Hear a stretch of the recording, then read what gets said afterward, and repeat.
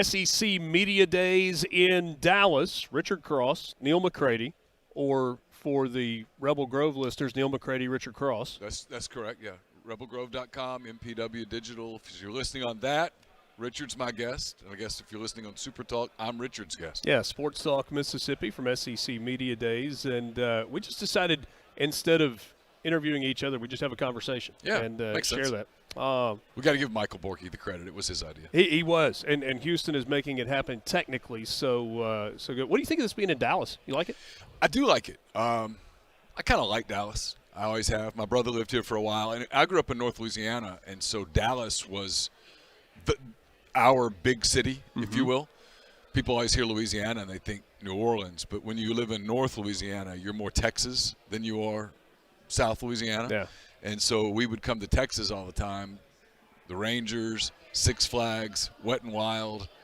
Like Old Arlington Ballpark? Yeah, Old Arlington Ballpark. That place was gross, wasn't it? It was gross. But if you do it was when you're right across the 9. highway. Yeah, when you're 9, you didn't realize it was gross. And it was right across the highway from Six Flags and Wet and Wild. And so that's like the big church trips in the summer. Six Flags over Texas. My Uncle Alton lived in Dallas and had Mavericks tickets. I got to go to several Mavericks playoff games back in the day when they had Mark Aguirre and Brad Davis and Ronaldo Blackman. I kind of grew up coming here also. My grandparents lived in Grapevine when Grapevine was little bitty. And now Grapevine is, that's where the Gaylord big mall is, and that's where Great Wolf Lodge with the indoor water park and the whole deal is. So they had the big Galleria back when shopping malls were a big deal. Yeah. The Galleria was one of those. Yeah, we go ice skate and stuff. Yeah. Yep. Good spot. Not that and anybody. And listen, I said this. I think that Texas and Oklahoma joining the league is awesome. I think it's great. I think it's going to change the gravitas of the league from you're number one to you're clearly number one. Sure. It's two huge brands, and you see that with all of the media that are here, and just two massive fan bases that are going to travel, and they're super cocky and all of that stuff. Who in the SEC is? I was getting ready to say, hell, who's not in the SEC? So they fit right in, and I think it's added some buzz to what we do this week because people like you and me have done this for a long time, and it's pretty easy to come to media days and be like, man, why am I here? Because we'd say it's the kickoff to the football season, but it's really not. We still got a few weeks before the football season starts, but I don't know it's got a buzz to it this week. I would agree with that. I don't know if I'm a hopeless romantic or I'm just have, for the most part, been able to avoid cynicism. I love this week, and I kind of always have. And I will say the people that are like, I really hate doing this. Well, then don't go. Yeah. Like if you hate it, don't go. Yeah. But don't sit around and just complain about it all week long. It was great on Monday with Ole Miss because we got Lane, but they brought 3 players, and we got tons of access to those players that we really don't get. And they were all – and to Ole Miss's credit, not only did they bring 3 of their better players, but they brought 3 of the guys that are excellent communicators. Tremendous. Fact, Jared Ivey is fantastic. Yeah. And Trey Harris is too. And obviously Jackson is very good as the face of a franchise, face of a program. And so it was great. It was a level of access in one day that, quite frankly, we only get one time a year in Oxford. Yeah. I talked to some people that cover other schools and a couple of ESPN people who just voluntarily, Ole Miss knocked it out of the park in terms of the guys that they brought today. And I think that was kind of a universal feeling with those 3, kind of echoing what you said just a second ago. So I think that's a credit. I'm mad at myself about Jared Ivey. I've given On 3 credit. They did a partnership with Jared with that show, and I've done several player shows over the course of years and kind of got burned on them a couple of times. And the thought went through my mind a year ago. I was doing something with Jared because he was getting ready to have a camp back in Georgia, and we did like 40 minutes on a Saturday morning, and he was awesome. And a thought crossed my mind of, you should do this. And I just didn't follow up on it. Give credit to On3, they did, but he's terrific. And Yeah. I've told him as much that, when this football thing ends, and it will eventually end because it does for everybody. Football ends for everybody. When it does, if he wants a career in media, he's got one. There's no question, because there are people that are in the media world that are not nearly the communicators that he is. Yeah. I think he's going to make some money playing football before that's all said and done. I do too, yeah. This Ole Miss story is going back real quick to what you said about Texas and Oklahoma. Completely agree. Love the addition. I think it's two brands that fit from day one, which means, in my mind, 3 of the last 4 editions have fit from day one. And I'm not trying to just take a shot at Missouri because it's easy to do that. It just feels different. It feels more Midwest Big Ten than it does Southeast. That said, Missouri's got a pretty good football team this year. And for the most part, have acquitted themselves pretty well since being in the SEC, at least in football. They had the same season that Ole Miss had last year. Yeah. And kind of nobody gave it a lot of credit. And look, they bring back an experienced quarterback. It's Eli's 5th year, the same way that it's Lane's. Maybe the best wide receiver in the country. He's a beast. Luther Burden, the third, is absolutely incredible. And they're very good on defense. And their schedule, I'm sure we're going to talk about Ole Miss's schedule in a minute. Missouri's schedule is more favorable than Ole Miss's is. I mean, their schedule – it might be the easiest Power 4 schedule in all of college football. I wouldn't argue that. That's not fair to say because they play in the SEC. I mean, they still have to go to College Station. They still have to play. They still have to play teams. They play Alabama. I mean, they still have to play SEC teams. There's no such thing as an easy SEC schedule.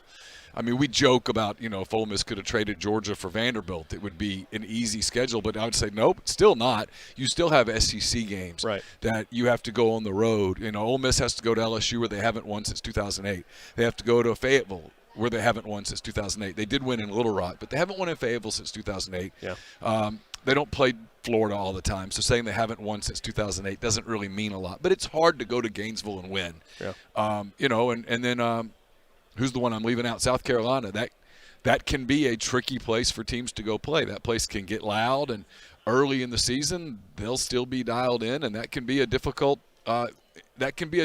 venue. Sandstorm was born when Ole Miss went there in 2009. That Thursday night game when Ole Miss went in ranked 4th in the country. That stadium shook. It did.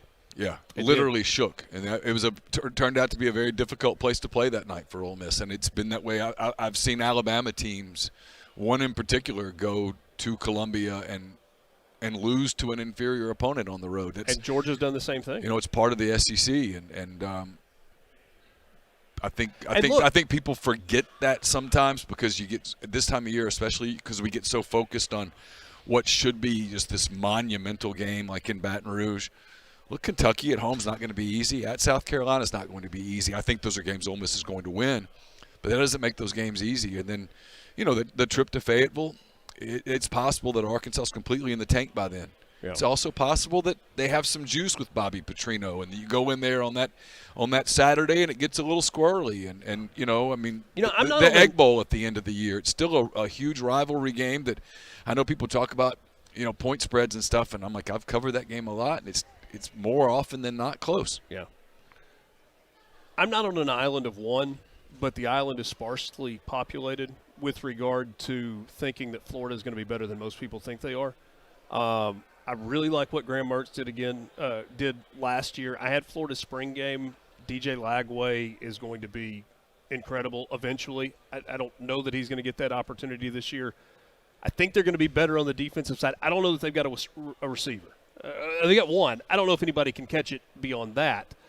I'm not 100% sure that Florida game is as easy as a lot of people would think to it. The next to last week of the regular season, if this season goes the way that most Ole Miss fans and I think people within the program think it's going to go, the margin for error is going to be non-existent at that point. Yeah. And the expectations are going to be sky high, and everything is going to be right there in front of Ole Miss. But I was in Gainesville in 2015 when Ole Miss went in there highly ranked. I was too. Will Greer was all hopped up on steroids and hadn't gotten caught for it yet. And the swamp was the swamp that night. It was, and that was not a competitive game, and that was an Ole Miss team that had just won in Tuscaloosa. That was a really right. good. It was a really good Ole Miss team, and the truth is that game in Gainesville wasn't close. No. Now that game 9 years ago will have zero impact on the game this year because kids. No, don't, I only bring right. that up because No, I'm completely agreeing with you. the swamp can be a difference maker. Yeah. It's not always, but it can be. Well, it's why we say that about Columbia. It's why we say that about Fayetteville. I mean, in 2022, Ole Miss was better than Arkansas, and it was 42-6 at one point, 45-6. I don't remember. It was a blowout early in the third quarter. You still have to go on the road and win those games, as I do my Nick Saban thing with my hands. You do. You still have to go. You still have to go win those games, and this is the time of year that it's super easy to go, well, that's a W, that's a W, sure. That's a W. And it never exactly plays out like that for anyone except Georgia. Yeah. They don't lose. They haven't lost in the regular season in 3 years. Which is pretty remarkable when you say it out loud. My God. Yeah. I mean, there were people last year that when they lost to Alabama in the conference title game, and you just kind of see people go, well, that's the end of that. I'm like, no, it's not.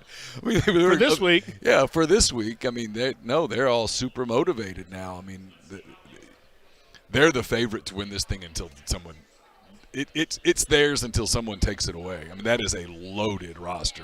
Tons of experience, and now it's motivated.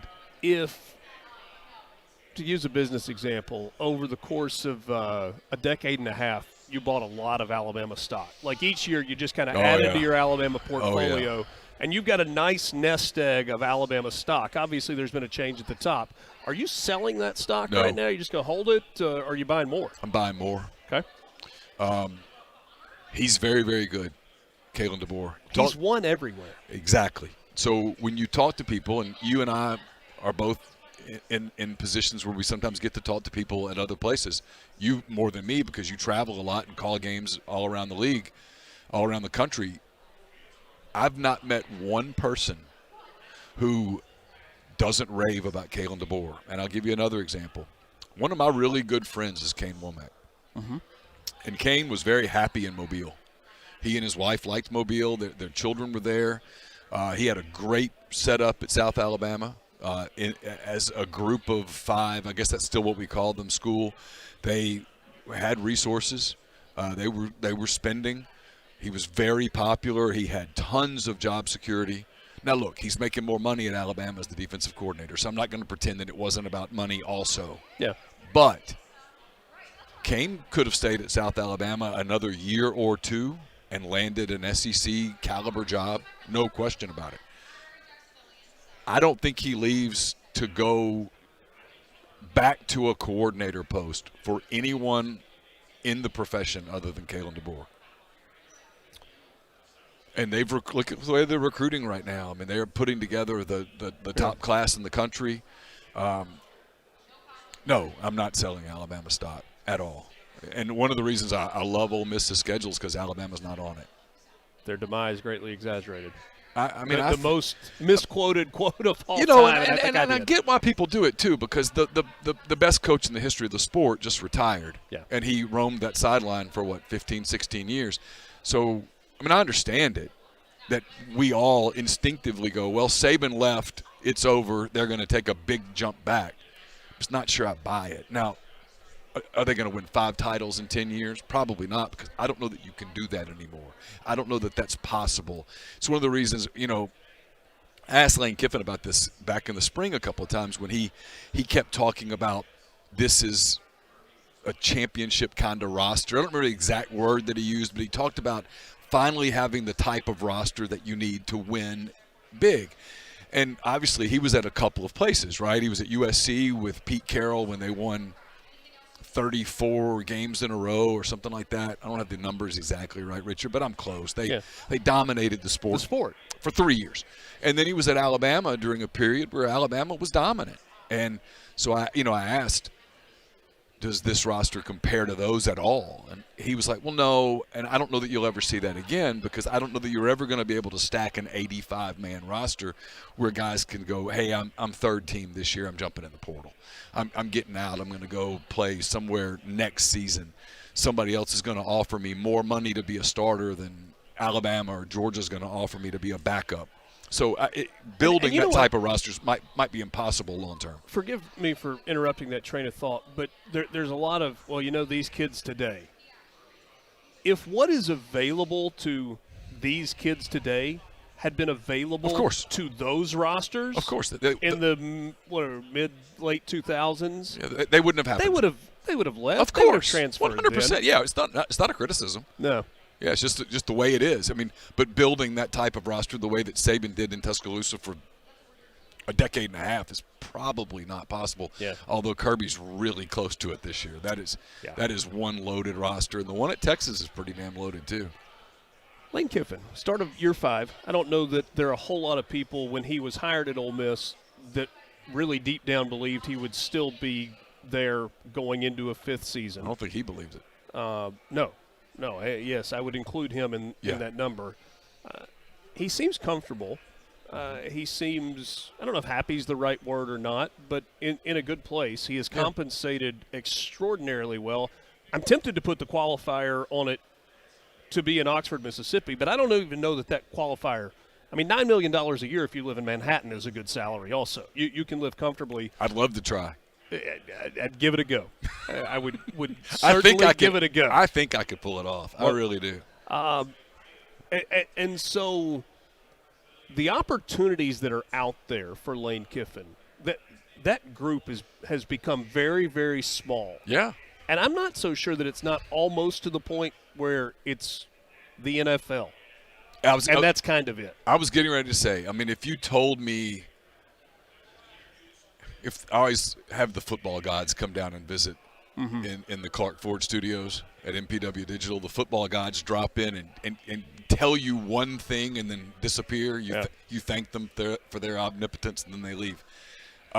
If the football gods dropped in and said, Lane Kiffin's not the coach at Ole Miss in 2 seasons, I think I'd go, oh, he got the Tampa Bay job. Well, wouldn't that be a story? You know, and it would be something like that. I mean, and here's the thing, and this is not a knock on Lane at all. It's just in general, if you look at the trend in the NFL, it's to hire coordinators.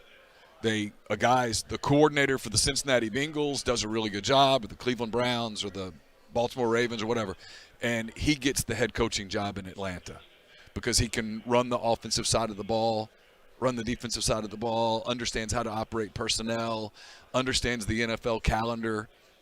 Obviously, Lane has head coaching experience in the NFL a long time ago with the Raiders, but I don't know that that's the path that many NFL teams go down. It just takes one. But the Tampa Bay example might be the right example because of the relationship that the Glazer family has with his dad. With the Kiffins, right. And the kind of the reverence that's there. Yeah, and, I mean, I think if something Lane and Chris are ever going to coach together, it's probably going to be at the NFL. Yeah, so if something like that happened, but here's the other thing with the NFL. NFL coaches aren't paying $10, $11 million a year all that much. There's some. Not many of them. There's some. Yeah. But, but if you told me it happened, I would say it's probably that. Because, look, he didn't get the Alabama job.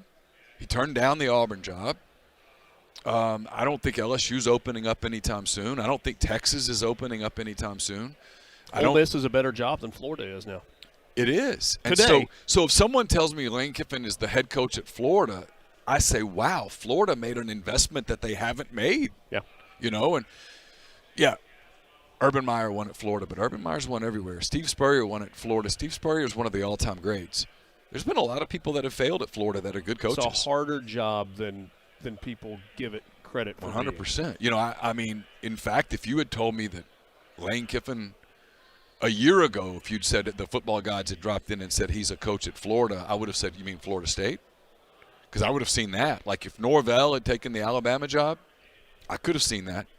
But I'm not convinced that Lane leaves for Florida. I mean, maybe. I mean, I'm not going to pretend to have some intimate knowledge of his deepest thoughts, but I don't know that I completely buy that. If you told me Tampa Bay, I'd buy that. I mean, something like that happens. But hey, look, for him to get a job like that, this season's going to have to go extremely well, and it's the most anticipated season. This is my 17th season on the beat, Richard. And it's easily the most anticipated season from just sort of the perspective of fans. Completely agree.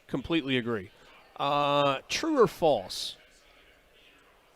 Let's see. I think it's December 21st. Yeah, there's one game on the 20th and That's three right. on the 21st. True or false? Ole Miss is hosting a game in Vaught-Hemingway Stadium on either Friday, December 20th, or Saturday, December 21st. Am I crazy if I say true?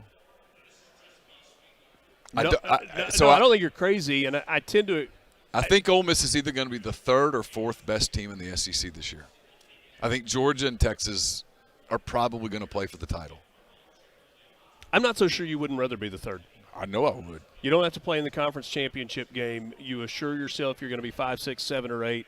And I am convinced, maybe it's because it's what I want to believe, but I am convinced that those 4 on-campus games are going to be 4 of the coolest experiences that anybody has ever had in college football. Yeah, and the TV ratings are going to be off the absolute hook. Yeah. Yeah, it's going to be phenomenal. I mean, a scenario where Ohio State comes to Oxford, Michigan comes to Oxford. Just get weird and say it's Notre Dame. Yeah, Notre Dame comes to Oxford, Oregon. I mean, whatever the case may be. I mean, it would be incredible with a game that the winner goes to a. Would that be a winner would go to a national quarterfinal game or semifinal game? Quarterfinal. So it'd be first round, quarterfinal at the 4 bowl sites, That's right. and then semis in the if you game. win, you're going to a quarterfinal in Atlanta or Tempe or wherever on a given. Yeah, it would be the atmosphere would be incredible.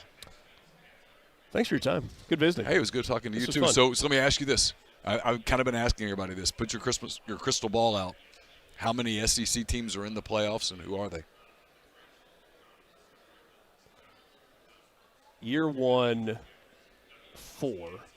Okay. 1 automatic, 3 at large, and they are Georgia, Texas, Ole Miss, and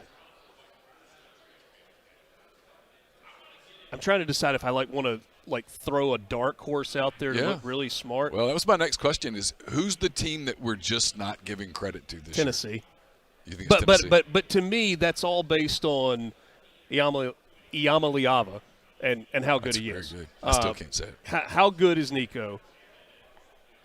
I think because of their schedule, Missouri is the team that I think is the 4th. And I realized that in both of those scenarios, I just left Alabama out. Yeah. I think it's Ole Miss and Alabama, and I think there's a real chance that the SEC gets 5 if everything falls right and Missouri's the 5th. At 10 wins or 9? 10.